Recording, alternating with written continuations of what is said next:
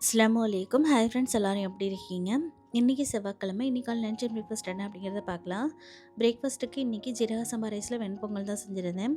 பொங்கல்லாம் ஏன்க்கா செய்கிறதே இல்லை அப்படின்னு சொல்லிட்டு ஒரு சில சிஸ்டர் வந்து கமெண்ட்டில் கேட்டிருந்தாங்க. பொங்கல்லாம் பார்த்தீங்கன்னா வீக் டேஸில் வந்து செய்ய மாட்டேன். வீக்கெண்ட்ஸில் வந்து என்னைக்காவது ஒரு நாள் செய்வேன். வீக் டேஸில் செஞ்சாலும் சரி, வீக்கெண்ட்ஸில் செஞ்சாலும் சரி, என்னோடய பொண்ணுங்க வந்து அந்த அளவுக்கு விரும்பி சாப்பிட மாட்டாங்க. அதனாலேயே நான் வந்து அடிக்கடி செய்ய மாட்டேன்.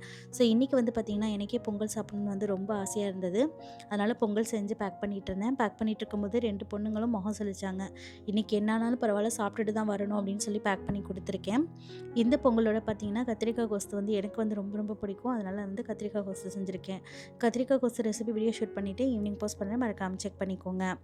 இது கூட வந்துட்டு லஞ்சுக்கு பார்த்திங்கன்னா நல்லா சுட சுட சோறு, அரைக்கீரை வாங்கிட்டு வந்திருந்தேன், அதை பொரியல் பண்ணியாச்சு.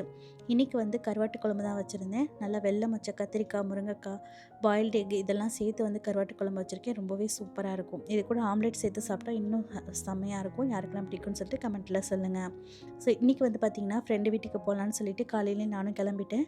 ஹஸ்பண்ட் போகும்போதே என்னை ட்ராப் பண்ணிவிட்டு போக சொல்லியிருக்கேன். அவங்களுக்கும் சேர்த்தே தான் பேக் பண்ணியிருக்கேன். இன்றைக்கான லஞ்ச் அண்ட் பிரேக்ஃபாஸ்ட் பார்த்தாச்சு. நாளைக்கு பார்க்கலாம். பாய்.